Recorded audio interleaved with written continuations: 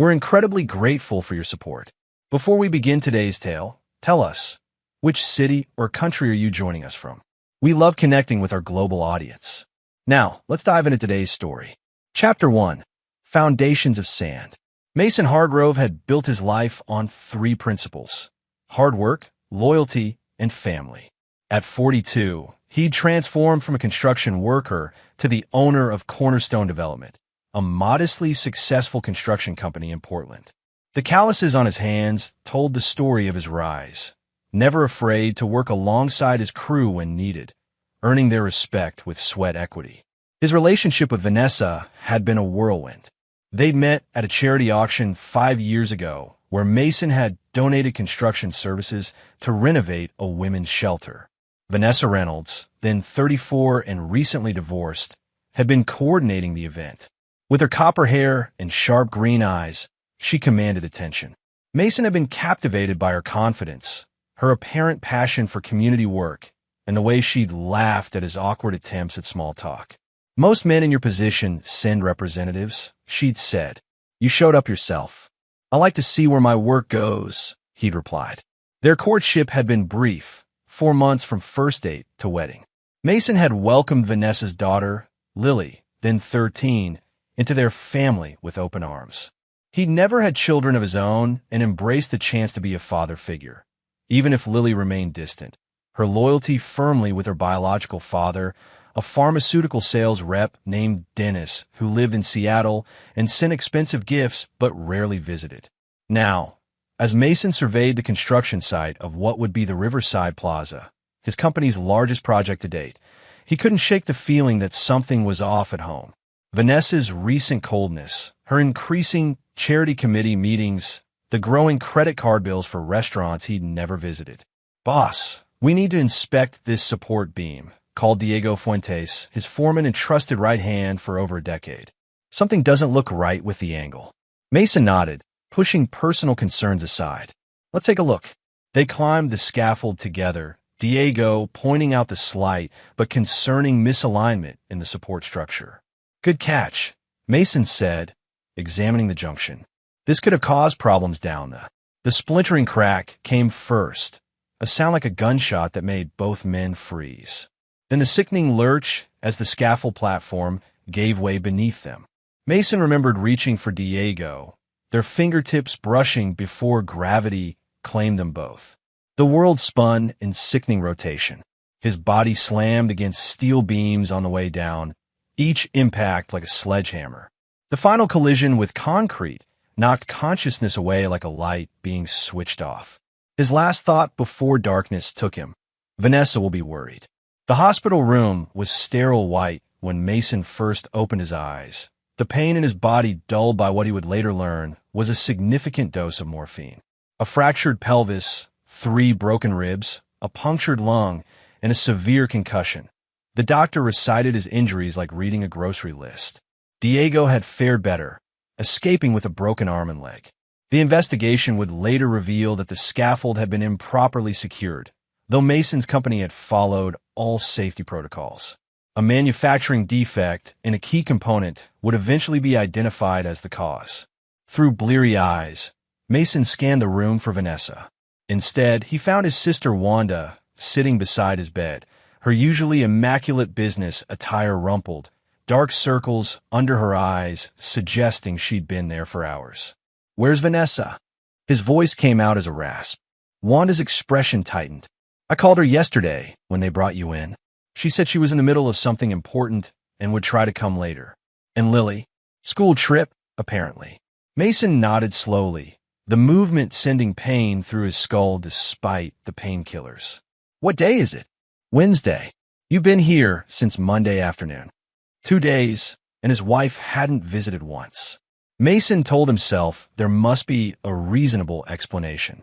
Vanessa had never been good with hospitals. Perhaps she was arranging things at home for his return, or dealing with some crisis at one of her charitable organizations. "Your phone's been buzzing," Wanda said, handing him the device. "Someone named Terrence has called 4 times. Terrence Walsh was Mason's attorney and golf buddy. Seeing the missed calls, Mason felt a flicker of concern. "Can you give me a minute?" Wanda squeezed his hand gently and stepped out. Mason dialed Terrence back, wincing as he shifted to hold the phone to his ear. Mason, Jesus, I've been trying to reach you. Terrence's usually measured tone was elevated with urgency. I'm in the hospital. Construction accident. Shit, are you okay? I'll live. What's going on? A hesitation on the line. This is awkward. I was at Riverdale Country Club yesterday for a meeting with the Hendersons. I saw Vanessa there. Okay. Mason prompted, a cold feeling spreading in his chest. She was with Brendan Norwood. Mason knew the name immediately. Brendan Norwood was the owner of Pinnacle Properties, Cornerstone's main competitor and the company that had narrowly lost the bid for the Riverside Plaza project. They looked intimate, Mason. Very intimate. The kind of intimate that made me uncomfortable enough to call you. I'm sorry, man. The cold feeling crystallized into something hard and sharp. How long were they there? At least 2 hours. They left together. After ending the call, Mason stared at the ceiling, memories clicking into place like puzzle pieces forming a picture he hadn't wanted to see. Late nights, unexplained expenses, new lingerie he never saw, the sudden password on her phone. He called home. No answer. Then Vanessa's cell. Hello. Her voice sounded annoyed at the interruption. It's me. I'm in the hospital. A beat of silence. Oh, I heard from Wanda. How are you feeling? No apology for not visiting. No concern in her tone. Why haven't you come to see me? The question came out more vulnerable than he intended. Her sigh crackled through the connection. Mason, I've been swamped with the charity auction planning. And honestly, what good would it do? You're getting medical care. I'd just be sitting there. The coldness in her voice struck him like a physical blow. I could have died, Vanessa. But you didn't. Look, I've got the committee breathing down my neck and Lily's been acting up again. I just don't have the energy to drive across town for a hospital visit. You're not worth the gas money. Die fast or heal quick, but I got my own problems. Mason felt something break inside him, something more fundamental than bones. Before he could respond, he heard a commotion on the other end of the line, and then Lily's voice came through, sharp and venomous. I hope you die. He hung up, the phone slipping from his suddenly numb fingers. Wanda found him 10 minutes later, stone-faced and silent. She took one look at him and knew something had changed. Mason. He turned to her, his eyes dry but somehow emptier than she'd ever seen them. I need a favor, sis. A big one. Chapter 2. Silent Calculations. 3 weeks into his hospital stay, Mason had become a model patient on the surface, following physical therapy instructions, taking medications dutifully, thanking the nurses with quiet politeness. But beneath this compliant exterior, his mind had transformed into a ledger of betrayals, each entry calculated with cold precision. Vanessa had not visited once. 3 text messages, all variations of "hope you're feeling better," with the hollow automation of someone messaging an acquaintance. Lily hadn't communicated at all. What had initially felt like a knife to the heart had calcified into something harder, colder. Wanda visited daily, becoming his eyes and ears to the outside world. Through her, Mason had arranged a chain of discoveries that confirmed his suspicions. The private investigator she hired documented Vanessa's frequent meetings with Brendan Norwood, capturing photos of intimate dinners, a weekend trip to a coastal resort, passionate embraces in the parking garage beneath Norwood's downtown office. How long has this been going on? Mason asked, studying the surveillance photos Wanda had smuggled into his hospital room. According to Roth, at least 6 months, Wanda replied, referring to the private investigator. Possibly longer. 6 months. Half a year of lies. Mason nodded, adding this to his mental calculations. There's more. Wanda hesitated. I had Terrence pull your financial records, like you asked. She handed him a folder containing bank statements, credit card bills, and investment portfolio summaries. Mason flipped through them methodically, his expression unchanging as he absorbed the evidence of Vanessa's financial betrayal. Large withdrawals from their joint account. Credit card charges for hotels and restaurants on days she'd claimed to be at charity events. A suspicious transfer of $50,000 to an account he didn't recognize. She's been bleeding you dry, Wanda said, unable to keep the anger from her voice. And there's this. The final document was a copy of a loan application with Norwood's signature as co-applicant and Vanessa's as primary borrower. They were trying to secure funding for a new business venture, a high-end spa and wellness center called Rejuvenate. Using your credit to fund a business with her lover, Wanda's voice dripped with disgust. While you're in the hospital, Mason stared at the document for a long moment, then carefully returned it to the folder. Have Terrence block the loan. Quietly. Already done. But Mason, what are you going to do? He looked up at his sister, his eyes reflecting a coldness she'd never seen before. I'm going to get better. Then I'm going to take back what's mine. And Vanessa? She'll get exactly what she deserves. That night, after Wanda left, Mason made 2 calls. The first was to Oliver Preston, his company's operations manager. Oliver, I need you to implement Contingency Plan Delta, effective immediately. There was a pause on the line. Are you sure, boss? That's the nuclear option. I'm sure. Use the secure server protocols we established. Authorization code 7729 Alpha. Consider it done. And Mason, whatever's happening, we've got your back. The second call was to his banker, Victor Saldana, a man who'd helped finance Mason's first construction project when no one else would take a chance on him. Victor, remember that conversation we had last year about worst-case scenarios? I do. Victor's voice was grave. Is it time? It's time. Execute the Asset Protection Protocol. Every account, every investment. Leave the primary checking with enough to avoid suspicion, but secure everything else. What about the property transfers we discussed? Mason thought of the house he'd renovated with his own hands, the home he believed he was building for a future with Vanessa and Lily. All of them, including the house. After hanging up, Mason lay in the darkness of his hospital room, pain medication dulling the physical aches, but doing nothing for the hollow feeling in his chest. He thought of the day he'd proposed to Vanessa, kneeling despite his bad knee from an old construction injury. The way she'd cried and said he was the stability she'd always wanted. A bitter laugh escaped him, pulling painfully at his healing ribs. He'd been nothing but a stepping stone for her, a convenient provider while she positioned herself for something better. Well, he'd show her what happened when the stepping stone became a landslide. The next morning, a nurse found Mason's bed empty. He had discharged himself against medical advice, leaving behind only a brief note for his doctor. Time to heal at home. But Mason Hargrove had no intention of going home. Chapter 3, Ghost Operations. Mason's disappearance was methodical, not impulsive. The Safe House, a modest 2-bedroom condo in Vancouver, Washington, just across the Columbia River from Portland, had been purchased 3 years earlier through an LLC connected to his construction business, ostensibly as temporary housing for visiting consultants. In reality, it was Mason's insurance policy, a contingency he'd never expected to need. Wanda met him there the day he left the hospital, bringing supplies and his dog, Brick, a barrel-chested chocolate lab, who greeted Mason with frantic joy, seemingly unconcerned by the walking cane his master now required.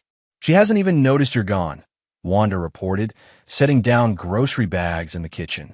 Too busy with Norwood, I guess.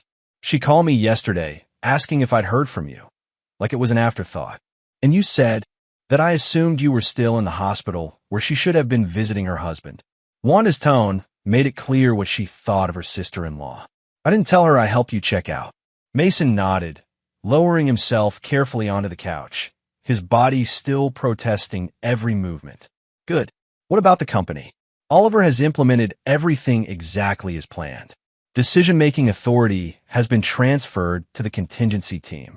On paper, you're on medical leave with limited involvement. In reality, I'm still running things, just invisibly, Mason finished. Cornerstone Development had been Mason's life for 15 years.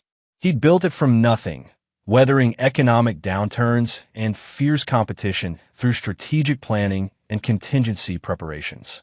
Those same preparations were now protecting it, and him, from Vanessa's machinations. The transfer of assets is complete, Wanda continued, pulling out her tablet to show him the confirmations. The offshore accounts are secure. The property transfers have been backdated appropriately. All perfectly legal, just strategically timed. Victor was thorough. And the surveillance? Wanda tapped her tablet, bringing up a series of video feeds from cameras hidden throughout the Hargrove residence. Mason watched as Vanessa moved through their kitchen, phone pressed to her ear, gesturing animatedly. He turned up the volume. Doesn't matter where he is right now, Brendan. This is our opportunity. With him laid up, we can move forward with Rejuvenate without interference. His signature is easy enough to forward for the smaller documents, and Terrence Walsh hasn't returned my calls about the loan. Mason turned down the volume, having heard enough. Has she checked any of the accounts? Not yet. She's still using the credit cards, though. Spent $900 at Nordstrom yesterday. A thin smile crossed Mason's face. Let her dig the hole deeper. Vanessa had access to their joint checking account and her own credit cards, but was unaware that Mason had moved their savings, investments, and retirement funds into protected accounts days earlier. She was spending money that would soon evaporate like morning dew. Over the next 2 weeks, Mason operated like a general planning a complex military campaign. From his Safe House command center, he directed a multi-pronged strategy designed to reclaim control of his life while systematically dismantling Vanessa's schemes. Through Oliver, he maintained oversight of Cornerstone's operations while appearing to be disengaged. Through Victor, he monitored Vanessa's spending and blocked her attempts to access larger funds. Through his attorney Terrence, he prepared the legal framework that would soon crash down on her like a collapsing building. And through the private investigator Roth, he gathered evidence, not just of Vanessa's affair, but of something potentially more damaging, her involvement in what appeared to be an insurance fraud scheme with Norwood. They've been targeting distressed properties, Roth explained during a secure video call, sharing documents he'd obtained. Norwood buys them cheap through shell companies. Vanessa's charity organization renovates them using inflated invoices. Then they file insurance claims for unforeseen damage during renovation. The insurance payouts go to another shell company they control. Mason studied the documents, connecting dots that had previously seemed unrelated. How long? At least 2 years. Started small, got more ambitious. The Rejuvenate Spa looks like their biggest play yet. They need your credit and connections for it. But once it's established, they probably run the same scheme there. 2 years. Their entire marriage had been a con. Keep digging, Mason instructed. I want everything documented, every transaction, every meeting, every phone call. On the 28th day after his hospital discharge, exactly 1 month since the scaffold collapse, Mason initiated the final phase of his plan. A text message to Wanda set things in motion. Time to come home. Chapter 4. Empty Spaces.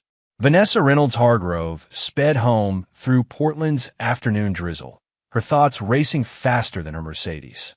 Mason's unexplained absence had finally forced her to visit the hospital that morning, only to discover he'd checked himself out nearly a month ago. None of the staff knew where he'd gone. His cell phone went straight to voicemail. His sister Wanda had responded to her panic call with cold satisfaction. Oh, now you're concerned? How interesting. Behind the wheel, Vanessa's manicured nails tapped in anxious rhythm. This wasn't part of the plan. Mason was supposed to be recovering, distracted, manageable, while she and Brendan secured financing for Rejuvenate. Instead, he'd vanished, and strange things were happening with their accounts. Her last attempt to withdraw money for the spa's permit fees had been denied. Insufficient funds in an account that should have held over $200,000. Pulling into the driveway of their craftsman-style home, Vanessa felt the first real stirrings of alarm. Mason's truck wasn't there, but something else was missing too, the familiar bark of Brick greeting her arrival. The dog was annoyingly devoted to Mason, but always home. The house felt wrong the moment she stepped inside, too silent, too still. Moving from room to room with growing unease, Vanessa began to catalog the absences. Mason's clothes, his books, his tools, the vintage record player he'd restored, Brick's bed and toys. The safe in the office stood open and empty. No, she muttered, rushing to their bedroom. The closet door slid open to reveal bare hangers where Mason's suits had hung. His nightstand was cleared of the reading glasses, paperback novels, and hand cream for his work-roughened skin. In the bathroom, his electric razor, cologne, and even his toothbrush were gone. Not just gone for a few days. Gone completely. Vanessa sank onto the edge of the bed, pulse hammering as she pulled out her phone to call Brendan. "He's gone," she said when he answered. Mason's cleared out his things. "Calm down." Brendan's smooth voice held an edge of irritation. "Where would he go? How should I know? I need to check the accounts again. Something's not right." After hanging up, Vanessa booted up the desktop computer in the home office and found another shock. Her login credentials were denied. After 3 failed attempts, a message appeared. "This account has been suspended. Please contact your system administrator." "Son of a bitch," she hissed, grabbing her laptop instead. The banking website accepted her login, but the account summary made her blood run cold. Their joint checking account contained $2,732.19, enough to avoid triggering any automatic notifications, but a fraction of what should have been there. The savings account showed a 0 balance. The investment portfolio link returned an error message. With trembling fingers, Vanessa called the bank's customer service line. After verifying her identity, she asked about the savings account. "I'm showing that account was closed 3 weeks ago, Mrs. Hargrove," the representative said pleasantly. "The funds were transferred to another institution. I don't have details on the destination." "That's impossible. I didn't authorize that." "The transfer was authorized by the primary account holder, Mr. Mason Hargrove." Primary account holder. Of course. She'd never bothered to have herself added as a joint holder on most of their accounts, seeing no need when Mason handled the finances and never questioned her spending. Vanessa ended the call and immediately tried her credit card for an online purchase. Declined. The second card. Declined. The third, her personal card from before the marriage, went through, but its limit was a modest $5,000, much of which was already used. As the implications sank in, Vanessa's phone buzzed with a text from an unknown number. "Front porch. You should see this." Confused, she went to the door and found a manila envelope on the welcome mat. Inside was a single sheet of paper, a notice of property transfer filed with Multnomah County. According to the document, ownership of their home had been transferred 3 years earlier to an LLC called Cornerstone Holdings. Mason remained as a tenant with rights to occupy, but the property legally belonged to his company. Vanessa stared at the document, her hands shaking with rage now rather than fear. He'd played her. All this time, she thought she was the one running the long con, but Mason had protected himself from the beginning. Her phone rang, Lily calling from her after-school program. "Mom, the card you gave me for emergencies isn't working." The vending machine rejected it, and when I tried to get money from the ATM, it said account restricted. "It's fine, honey," Vanessa lied, her mind racing. "Just a mix-up with the bank. I'll pick you up in 20 minutes. After hanging up, Vanessa walked through the house that was no longer hers, trying to formulate a plan. She needed to find Mason, needed to regain control of the situation before everything fell apart. Without access to his money, the Rejuvenate deal would collapse. Brendan would be furious. As she passed the living room, something caught her eye. A framed photo was missing from the mantel. It had been Mason's favorite. The 3 of them at the coast last summer, Brick digging in the sand beside them, all smiling as if they were a real family. The space where it had stood was conspicuously empty, with no dust outline suggesting it had been recently removed. That photo had been gone for some time, she realized. How had she not noticed? Outside, rain began to fall more heavily, drumming against the windows of a house that was suddenly, terrifyingly, no longer a safe harbor. Chapter 5. Puppet Master Strings. For 3 days, Mason watched Vanessa unravel from the comfort of his safe house command center. The surveillance system he'd installed throughout their home, originally as a security measure when they traveled, now served a different purpose, allowing him to monitor her increasing desperation as she discovered each new layer of his preparations.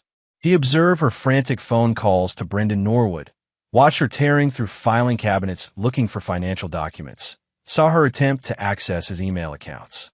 The cameras caught her crying in frustration, raging at her own reflection, and finally drinking herself to sleep on the second night. Beside him, Wanda shook her head at the scene playing out on the monitors. She's looking for your weaknesses, not acknowledging her mistakes. Classic narcissist. Mason nodded, scratching Brick behind the ears. She won't find any weaknesses to exploit. Not anymore. On the third day, Mason initiated the next phase. A single phone call to Oliver set it in motion. Proceed with Operation Clear Books. At Cornerstone Development's headquarters, a team of forensic accountants, ostensibly conducting a routine audit, began reviewing every transaction involving Vanessa's charity organizations. By mid-afternoon, they had compiled a comprehensive report documenting the fraudulent activities Roth had uncovered. Inflated invoices, phantom services, circular transactions designed to launder insurance payouts. Simultaneously, Terrence Walsh filed a series of documents with the county court. A petition for divorce citing abandonment and infidelity. An emergency injunction freezing any assets connected to Vanessa pending investigation of financial improprieties, and a formal complaint with the state insurance commissioner detailing the fraud scheme. The final touch was delivered by courier to the offices of the Portland Tribune, a package containing select surveillance photos of Vanessa and Brendan, along with documentation of their business relationship and timeline of suspicious insurance claims. An anonymous tip suggested that the respected businessman and prominent charity organizer were involved in a multi-million-dollar fraud operation. By evening, the storm Mason had methodically engineered was breaking over Vanessa's head. Her phone vibrated constantly with notifications. The bank confirming the asset freeze, Brendan demanding explanations, the newspaper requesting comment, and finally, Terrence Walsh formally serving divorce papers. Through the surveillance cameras, Mason watched her world implode in real time. The moment that gave him the most satisfaction came when she attempted to call her attorney, only to discover the retainer she thought she'd paid had never been processed due to the banking error Mason had orchestrated weeks earlier. "You've thought of everything," Wanda commented, watching Vanessa collapse onto the sofa, head in her hands. "Not quite everything," Mason replied, his expression hardening as he pulled up a different set of surveillance images on his tablet. Photos of Lily, taken earlier that day. Unlike Vanessa, whose betrayal had been calculated and cold, Lily's "I hope you die" had come from a different place. A teenager's loyalty to her mother, perhaps, or simply the cruelty born of adolescent insecurity. Mason had not forgotten the words, but his plans for his stepdaughter were more nuanced. The photos showed Lily at school, looking withdrawn and anxious. Additional images captured her eating lunch alone, checking her phone repeatedly, shoulders hunched defensively. According to the private investigator's report, rumors about her mother and Brendan Norwood were already circulating among parents, and by extension, among students. "The girl needs to understand consequences," Wanda said, her voice hard. She chose her side. Mason studied the photo of Lily for a long moment. She's 17, caught in her mother's web. "I'm not excusing what she said, but she deserves a chance to make her own choices." He pulled up a draft email addressed to Lily's school counselor, outlining concerns about her home situation and requesting support services. Attached was a prepaid college fund in Lily's name, money Vanessa couldn't touch, with a stipulation that it would become available upon her graduation. "You're still protecting her, after what she said?" Wanda seemed incredulous. "I'm giving her an option her mother never would. What she does with it is her choice." Mason sent the email, then returned his attention to the main surveillance feed. Vanessa was on the phone again, her expression shifting from desperation to calculation. Mason increased the volume. "Doesn't matter what they think they know," she was saying to Brendan. "We just need to stay aligned on our story. The charity work was legitimate. We can explain the meetings as business development. Your lawyer is better than whatever discount attorney Mason has hired."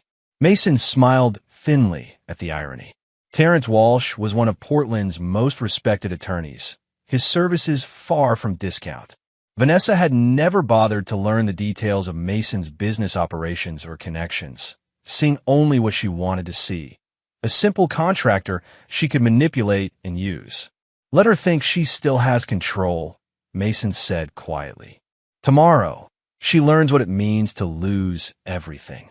Chapter 6: Collapsing Foundations.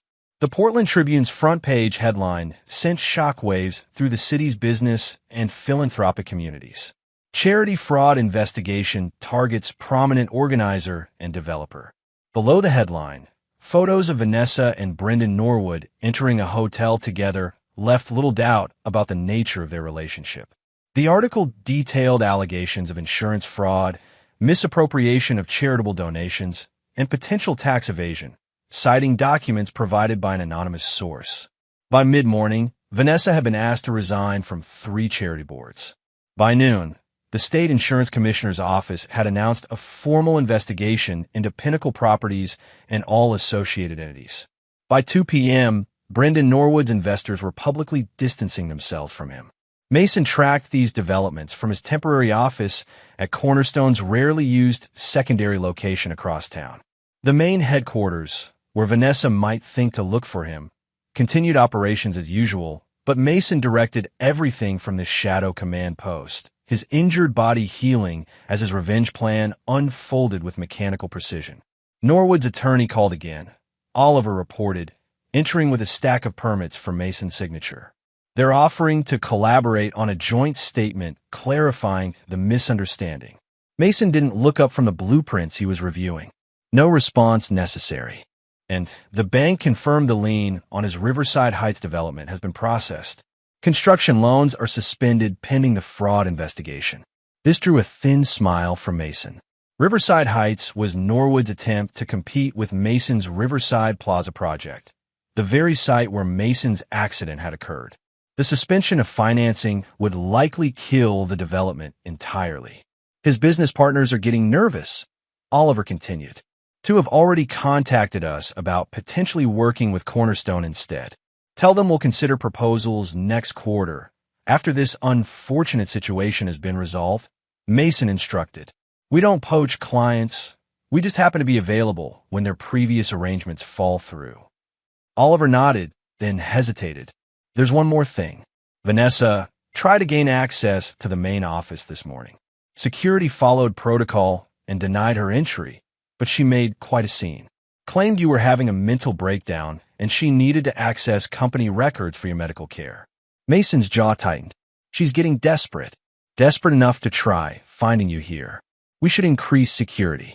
Already done. Mason gestured to the monitors, showing feeds from cameras positioned throughout the building. But I won't be staying long. The final phase begins tonight. After Oliver left, Mason pulled up the surveillance feed from his former home. Vanessa was pacing in the living room, phone pressed to her ear, gesturing frantically. The audio captured fragments of her conversation with her mother. Don't care what it looks like, Mom. I need somewhere to stay. Yes, I know it's been years, but... No, Lily would come with me, of course. Fine. She ended the call and hurled the phone across the room, narrowly missing a crystal vase Mason had given her for their anniversary. Her face contorted with rage as she grabbed the vase and smashed it against the fireplace. Mason watched impassively. The house, like everything else, had been prepared for this moment. The valuable items had been quietly removed and replaced with convincing replicas. The original artwork, antiques, and family heirlooms were safely stored in a warehouse under Cornerstone's ownership. His phone buzzed with a text from Roth, the private investigator. Subject B, Norwood, just left attorney's office. En route to Subject A's, Vanessa's, location. ETA, 15 minutes. Mason switched to the exterior camera view and settled in to watch. This confrontation had been inevitable. 2 cornered rats turning on each other when the trap snapped shut. Brendan Norwood's Jaguar pulled into the driveway 17 minutes later. He stormed to the door, his normally polished appearance disheveled, tie askew. Vanessa let him in, immediately launching into what appeared to be accusations based on her aggressive gestures. Mason increased the volume. Your fault. You said the paper trail was clean. Vanessa was shouting. My fault? You're the one who couldn't keep your husband distracted. Brendan fired back. If you'd visited him in the hospital like a normal wife, he might not have gotten suspicious. Don't you dare blame me. I did everything we planned. It's your sloppy bookkeeping that got us caught. Brendan ran his hands through his hair in exasperation. It doesn't matter now. My investors are pulling out. The Riverside Heights project is dead. 2 years of work gone. What about Rejuvenate? We can still salvage that if. Are you delusional? Rejuvenate is over. Everything is over. Brendan's voice dropped to a dangerous quiet. Unless you can get Mason to call off the dogs. Vanessa's laugh was brittle. Call off the dogs? I can't even find him. He's disappeared with all our money, turned my own charity board against me, and filed for divorce. He's systematically destroying everything. Then you need to find him. Reason with him. You're his wife. Use that. Ex-wife soon enough. And you clearly don't know Mason if you think he'll listen to reason now. Vanessa collapsed onto the sofa. He was always the sentimental one, the loyal one. I never thought he had this in him. This calculated vengeance. Brendan paced the room, stopping to pour himself a drink from the bar cart. What about the girl? His stepdaughter. Could we use her somehow? Mason's hands clenched at this, knuckles white. Vanessa shook her head. Lily's already suffering enough. The kids at school know everything. Someone sent screenshots of the newspaper article to the whole class. She locked herself in her room and won't come out. I'm not suggesting we harm her, Brendan said impatiently. But if Mason cared about her, maybe that's an angle. Her future, her college fund. Already tried. Apparently, he set up a separate trust for her education years ago. Ironclad, can't be touched. Mason allowed himself a small smile at this.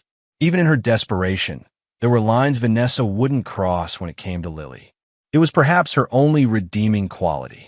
As he watched them continue to argue, casting blame and desperately searching for escape routes, Mason felt neither satisfaction nor pity, only a cold certainty that justice was being served. These are people who had wished for his death or suffering for their convenience. Now, they were experiencing the consequences of that wish. His phone rang. Terrence Walsh calling with updates on the legal proceedings. The judge granted the emergency financial discovery order, Terrence reported. We can now legally access all of Norwood's business records and Vanessa's personal accounts. The insurance commissioner is cooperating fully. Good. And the house.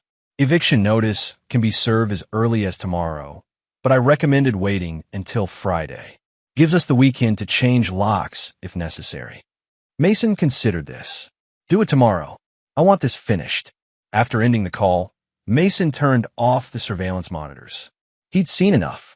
Tomorrow would mark the end of this chapter. Vanessa and Lily would be removed from the house that was never truly theirs, and Mason would reclaim the life that had been built on his hard work and principles. What happened to them afterward was of no concern to him. The mercy he might once have shown had died in a hospital room, killed by 6 words. You're not worth the gas money. Chapter 7. Calculated Demolition. The eviction notice arrived at 8:07 a.m., delivered by a stern-faced sheriff's deputy who remained professionally detached as Vanessa's protests escalated from incredulous to hysterical.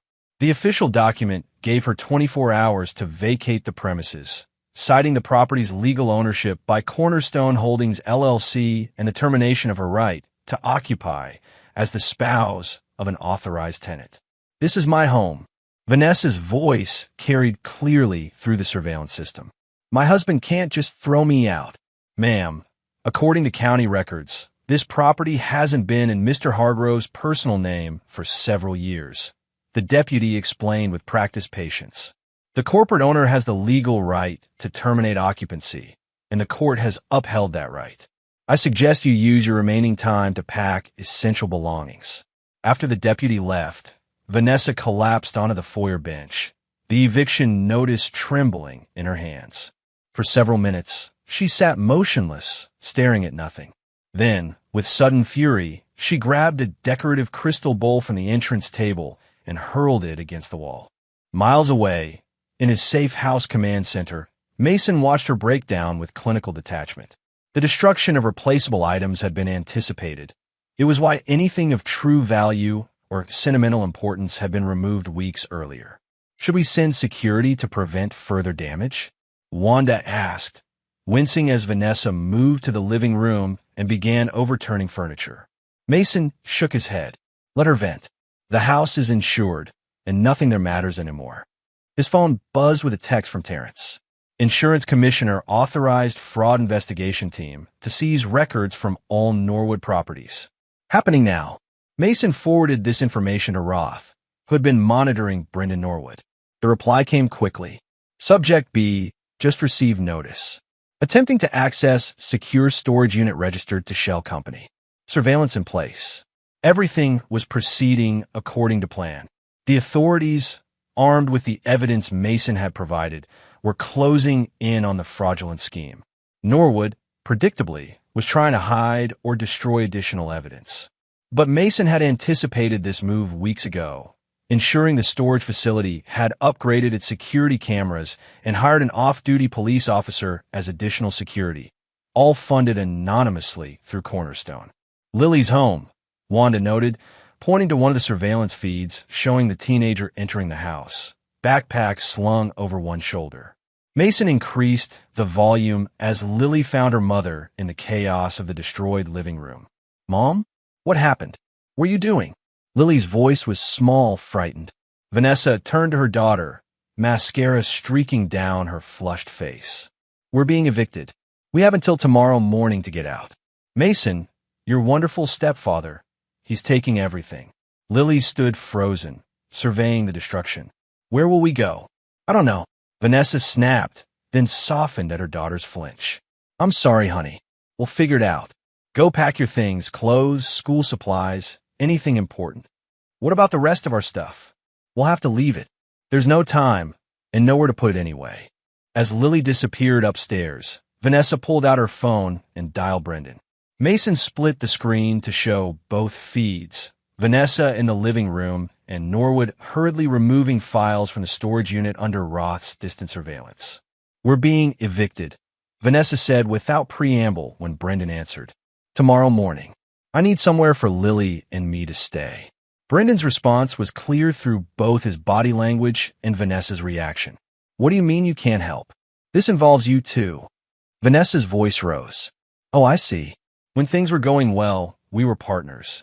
Now that it's falling apart, I'm on my own." The conversation deteriorated further, ending with Vanessa hurling her phone at the wall with enough force to shatter its screen. Mason switched to the upstairs feed, where Lily was in her bedroom, methodically packing a suitcase while tears streamed down her face. Unlike her mother's chaotic rage, Lily's response was quiet devastation. She carefully selected clothes, textbooks, and a few personal items, including a framed photo of her biological father. Mason noticed what she left behind. The expensive jewelry he'd given her for birthdays, the designer clothes Vanessa had insisted were necessary for social standing, the high-end electronics that had been Christmas gifts. Instead, she packed a worn stuffed bear that had been hers since childhood, a journal, and a small wooden box containing what Mason knew were letters from her grandmother. Something unexpected stirred in Mason's chest as he watched this teenager, who had wished death upon him, make pragmatic choices in crisis. There was a resilience there, a core of practicality that reminded him of himself at that age, after his father had walked out and left the family scrambling. "She's not like her mother," Wanda observed, following his gaze. "No," Mason agreed. "She's not." He pulled up a document on his tablet, the trust he'd established for Lily's education. With a few taps, he made an amendment, adding a provision for living expenses to be released immediately rather than upon graduation. It wouldn't solve all her problems, but would ensure she had options beyond whatever desperate situation Vanessa dragged her into. "You're still helping her." Wanda's tone held equal parts disbelief and disapproval. After what she said, Mason met his sister's gaze steadily. "I'm not helping Vanessa. I'm giving Lily a chance to make different choices. And if she chooses to stand with her mother against you, then that's her decision, and these funds will wait until she's ready to use them for education. But she deserves the opportunity to decide for herself." Mason returned his attention to the surveillance feeds, watching as Vanessa began half-heartedly packing her own belongings, focusing primarily on jewelry, designer clothing, and expensive cosmetics. The contrast between mother and daughter could not have been more stark. By evening, Roth reported that Brendan Norwood had been detained for questioning by the insurance fraud investigators after being caught removing documents from the storage unit. His attorney was attempting to secure bail, but given the mounting evidence and risk of flight, it seemed unlikely he would be released quickly. Meanwhile, Vanessa had called everyone in her social circle seeking temporary accommodations, only to discover that her former friends were suddenly unavailable or uncomfortable getting involved. The charity scandal had made her toxic, and Vanessa Reynolds Hargrove, once the darling of Portland society, found herself without allies. At 9:14 p.m., Mason received a notification that an unknown number was attempting to call him. He knew before answering that it would be Vanessa, likely using Lily's phone since her own was destroyed. He considered ignoring it, but after a moment's reflection, he accepted the call. Mason. Her voice was ragged, but it found its manipulative sweetness again. Thank God. I've been so worried about you. Have you? It wasn't a question. Of course. After your accident. And then you disappeared from the hospital. I've been beside myself. Where are you? We need to talk. We have nothing to discuss, Vanessa. Don't say that. I know you're upset about things you might have heard or seen, but there are explanations. If you just come home. It's not your home, Mason interrupted, his voice cold. It never was. And neither was I. A pause, then her tone hardened. So that's it? 5 years of marriage, and you're throwing me and Lily onto the street? Is that the kind of man you are? You made it very clear what kind of man I am to you when you told me I wasn't worth the gas money to visit in the hospital. When you hoped I would die fast or heal quick because I was an inconvenience. The silence stretched between them, heavy with unspoken accusations. That was a mistake, Vanessa finally said, her voice small. I was stressed. You know, I didn't mean it. The mistake was mine, Vanessa. I believed you loved me. I believed we were building something together. But you were just using me as a stepping stone to something you thought was better. Mason, please. For Lily's sake, if nothing else. I've already provided for Lily. Check your email. There's information about a trust fund that will cover her living and educational expenses. It's for her, not you. Another pause, longer this time. When Vanessa spoke again, any pretense of warmth had vanished. You son of a bitch. You planned all of this, didn't you? From the beginning. The house, the accounts, everything. I planned for contingencies, Mason corrected. I hoped I'd never need them. You've destroyed everything. My reputation, my future, everything we built. I built. Mason's voice remained steady. You were just along for the ride, looking for the next opportunity. Well, you found it with Norwood. How's that working out for you?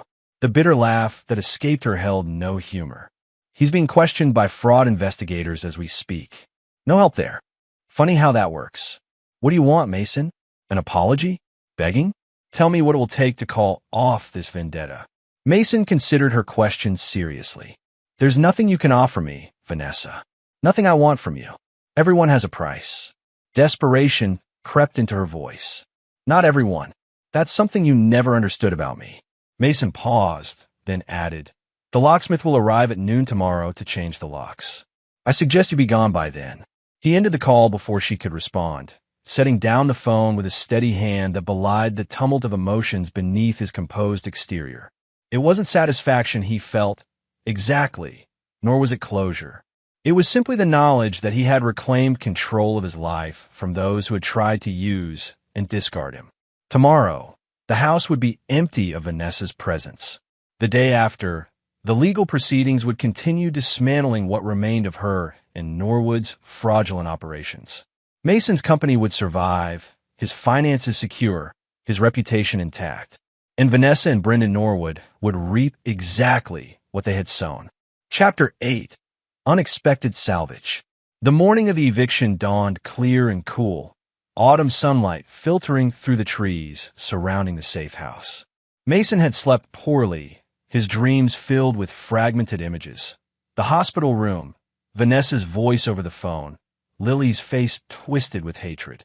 He rose early, showered to ease the lingering stiffness in his healing body, and brewed coffee while Brick watched him with devoted eyes. Just a few more hours, boy, Mason told the dog, scratching behind his ears. Then we can go home. His phone buzzed with a text from the security company he'd hired to oversee the eviction. In position. No movement at residence yet. Mason checked the surveillance feeds, confirming what the security team reported. The house appeared quiet, though lights were visible in Vanessa's bedroom and Lily's room. They were awake, at least. As he watched, Lily emerged from her room, fully dressed, dragging a suitcase and carrying a backpack. She paused at her mother's door, knocked briefly, then continued downstairs without waiting for a response. In the kitchen, she made toast, ate mechanically, and washed her dish, a small act of normalcy in a collapsing world. Mason found himself wondering where they would go. Despite Vanessa's desperate calls the previous day, it seemed no one had offered shelter. Her mother lived in Arizona and had apparently refused to help. Brendan Norwood remained in custody. Mason had effectively isolated Vanessa from her social support network through the calculated exposure of her fraudulent activities. It was all according to plan, yet watching Lily's solitary breakfast, he felt an unexpected twinge of, not regret, exactly, but awareness of collateral damage. His phone rang, Roth calling with an update. "Sir, there's a development you should know about. Vanessa contacted Dennis Patterson last night. Dennis Patterson, Lily's biological father, the pharmaceutical rep in Seattle who sent expensive gifts but rarely visited." "How do you know this?" Mason asked. "I've been monitoring her email since she destroyed her phone. She sent him a long message about the situation, asking for help. He replied this morning, offering to take Lily but not Vanessa." Mason absorbed this information, turning it over in his mind. And Vanessa's response? She hasn't replied yet, but given her limited options. "Keep me updated," Mason instructed, ending the call. He switched back to the surveillance feed. Vanessa had finally emerged from her bedroom, wearing designer jeans and a cashmere sweater, dressed for impact rather than practicality, even now. She joined Lily in the kitchen, pouring coffee and launching into what appeared to be a strategy session based on her animated gestures. Mason increased the volume to hear their conversation. "Contacted your father last night," Vanessa was saying. "He's willing to take you in Seattle until this situation is resolved." Lily looked up sharply. "Just me? What about you?" Vanessa waved dismissively. "I'll figure something out. Stephanie might let me stay with her for a few days." "Stephanie from the Garden Society? Didn't she publicly resign from your committee yesterday?" "That was just for show. She understands how these things work." Vanessa sipped her coffee. "The important thing is getting you somewhere stable. Your father will arrange your transfer to a school in Seattle." Lily set down her mug, her expression hardening. "So you're shipping me off to Dad, who I see maybe twice a year while you try to salvage your reputation? Find another man to support you. Don't take that tone with me, young lady. I'm doing what's best for you." "What's best for me?" Lily's voice rose. "You haven't done what's best for me since we moved in with Mason. It was always about your charities, your social standing, your boyfriend." Vanessa's hand struck out, slapping Lily across the face with enough force to snap her head to the side. "Don't you dare. Everything I've done has been for us, for our future." Lily touched her cheek, eyes wide with shock that quickly hardened into something colder. "No, everything you've done has been for yourself. Mason was right about you." "Mason?" Vanessa's voice dropped dangerously. "When did you talk to Mason?" "He called me last night after you went to bed. Told me about the trust fund for my education and living expenses. Told me I had options besides following you into whatever scheme you cook up next." Vanessa's face contorted with fury. "And you believe him? After what he's done to us?" "After what you did to him," Lily corrected. "I heard you, Mom. On the phone that day when he was in the hospital. You told him to die fast or heal quick because visiting him was too much trouble while you were busy with Brendan. You don't understand adult relationships." "I understand loyalty," Lily cut her off. "I understand that Mason never missed one of my school events, even when you did. That he helped me with homework, drove me to friends' houses, and made sure I had everything I needed. And I told him to die." The last words came out as a broken whisper, tears finally spilling down Lily's cheeks. "I told him to die because I thought I had to choose your side. But you don't care about sides unless they benefit you." Vanessa stared at her daughter, momentarily speechless. Then her practical nature reasserted itself. "This is all very dramatic, but it doesn't change our situation. We need to be out of here by noon, and we need somewhere to go. Your father is offering you a place. Take it." Lily wiped her tears, a new resolve straightening her shoulders. I'm not going to Seattle. I'm going to use the trust fund Mason set up to get an apartment near school so I can finish my senior year here. You're 17. You can't live alone. Watch me. Lily turned away, heading back upstairs. I've already talked to Ms. Winters, the counselor. She's helping me find a place and arranging for legal emancipation. Watching this unfold, Mason felt something shift inside him. Not forgiveness for Lily's cruel words in that hospital call, but a recognition of her potential to be better than the parent who had raised her. It was the same potential he'd seen in himself at 17, determined to break the cycle of his father's abandonment. His phone buzzed again, Terrence Walsh calling this time. Mason, the judge signed the final injunction against Norwood Properties. All assets frozen pending the complete fraud investigation. And Norwood himself? Still in custody. Bail was denied based on flight risk. His passport has been flagged. Good. What about the divorce proceedings? On track. Given the evidence of infidelity and financial misconduct, Vanessa will have little ground to contest anything. The prenuptial agreement you had the foresight to sign will be enforced. Mason nodded, though Terrence couldn't see it. And the foundation for construction worker families? Paperwork is complete. Cornerstone's contribution has been processed, and a matching fund from your business associates came through this morning. The foundation will be able to provide support for injured workers and their families immediately. This had been the most personal part of Mason's plan, creating something positive from his experience. The foundation would ensure that other construction workers who suffered injuries would have financial support for their families during recovery, preventing the kind of vulnerability he had experienced. Thank you, Terrence, for everything. After ending the call, Mason returned his attention to the surveillance feeds. Lily was in her room, speaking on the phone, presumably to the school counselor about her emancipation plans. Vanessa was in the master bedroom, haphazardly packing expensive clothing and jewelry. The security team sent another update. Moving truck arrived. 2 associates of Mrs. Hargrove helping load personal items. Mason switched to the exterior camera, recognizing the associates as young men from Vanessa's charity committee, probably the only people still willing to help her. They began loading suitcases and boxes into a rented moving truck under Vanessa's supervision. Lily emerged with her suitcase and backpack, bypassing her mother and speaking directly to one of the young men, who nodded and placed her luggage separately in the truck cab rather than the storage area. At 11:47 a.m., 13 minutes before the locksmith was scheduled to arrive, the moving truck pulled away from the property. Vanessa departed in her Mercedes, following the truck, while Lily rode in the cab with one of the young men. Mason watched them go, feeling neither triumph nor regret, only a sense of a chapter closing. He switched off the surveillance system and turned to Wanda, who had arrived to drive him home. It's done, he said simply. Chapter 9. Foundations Rebuilt. 6 months after the eviction, Mason stood on the rooftop terrace of the completed Riverside Plaza, surveying downtown Portland spread before him. The autumn days, clear skies, offered views all the way to Mount Hood in the distance, its snow-capped peak gleaming in the afternoon sun. Below, workers were dismantling scaffolding and cleanup crews were preparing the building for its grand opening next week. Quite a view, Diego said, joining him at the railing.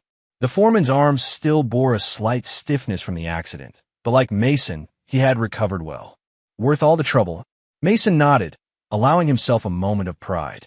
Riverside Plaza was Cornerstone's crowning achievement, a mixed-use development that would house offices, high-end retail, residential units, and a community center named after Mason's father, who had taught in the construction trade. The final inspections are complete, Diego continued. Everything passed with flying colors. The first tenants can begin moving in on schedule, and the safety protocols? Implemented throughout. Every contractor and subcontractor has been certified on the new standards. The Hargrove Safety Initiative is officially an industry benchmark. This was perhaps the most meaningful outcome of the past 6 months' upheaval. After his recovery, Mason had channeled his experience into creating comprehensive safety reforms for the construction industry, beginning with his own company and extending through partnerships and advocacy. The scaffold manufacturer had ultimately been held accountable for the defective equipment, resulting in industry-wide recalls and improved testing requirements. Mason's phone vibrated in his pocket. Checking it, he saw a text from Wanda. Just left the courthouse. Final divorce decree signed and entered. It's officially over. A weight he hadn't realized he was still carrying lifted from his shoulders. The divorce proceedings had dragged on longer than anticipated, with Vanessa attempting various tactics to secure a more favorable settlement despite the prenuptial agreement and evidence of her misconduct. In the end, she had received nothing beyond what the prenup stipulated, a modest cash settlement that would sustain her for perhaps a year if she lived frugally, something Vanessa had never learned to do.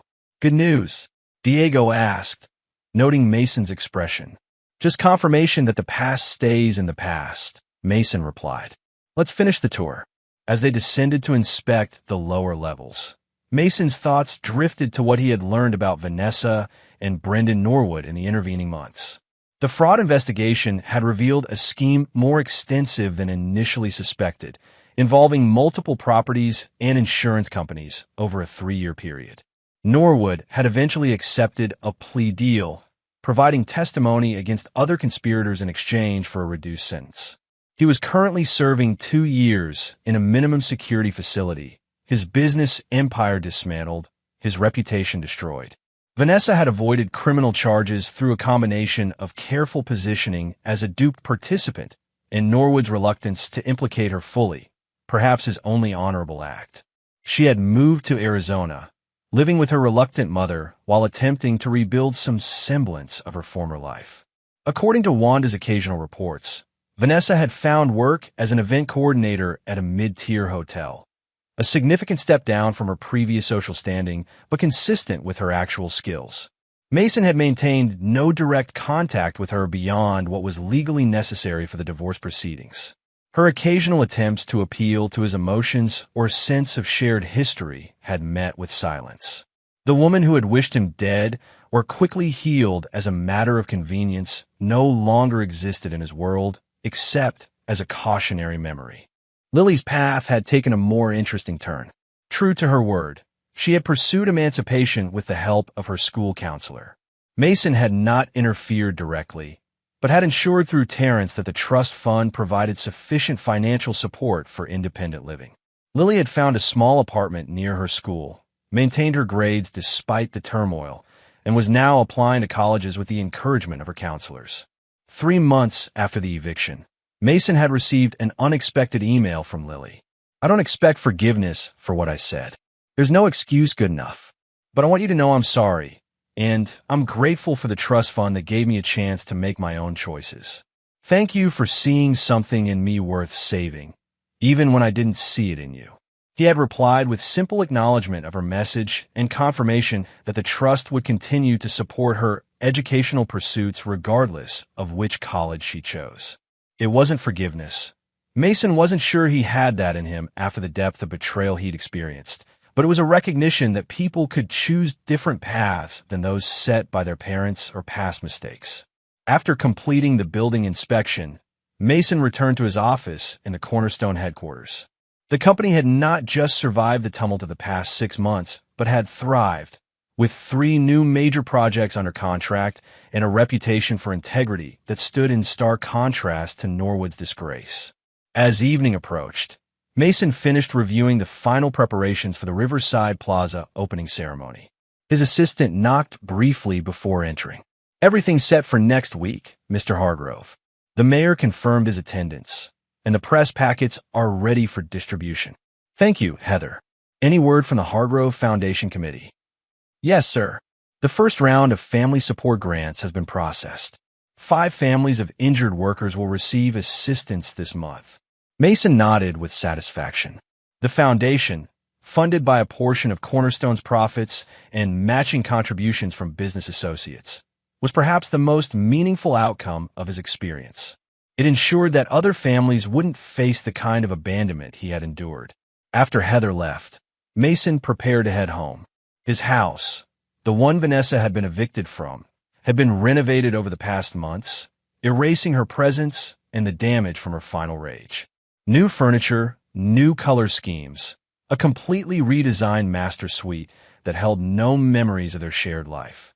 It was his space now, reflecting his tastes and priorities rather than Vanessa's social aspirations.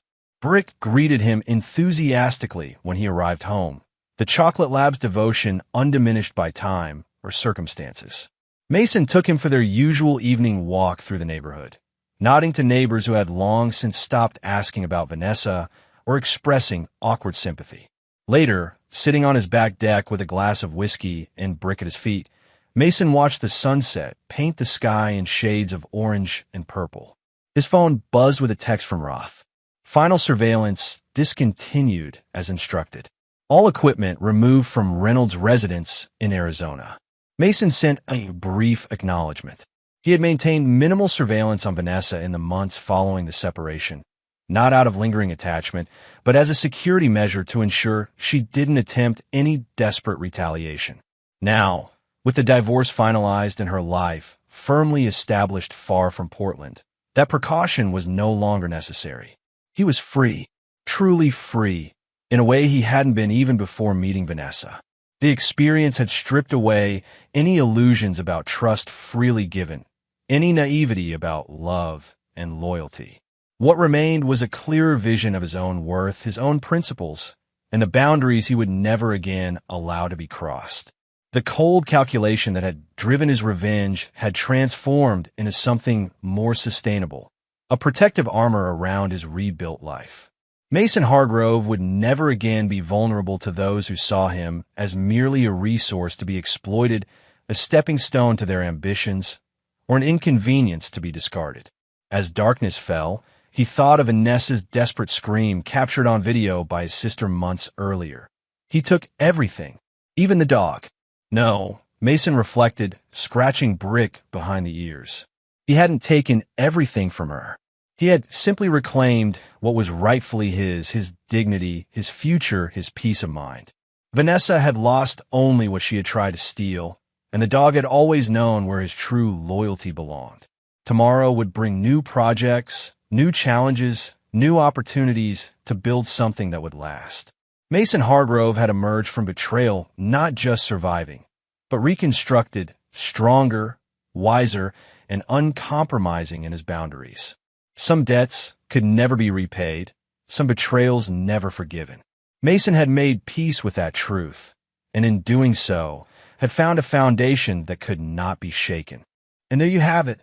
Another story comes to an end. What did you think? I'd love to hear your thoughts in the comments below.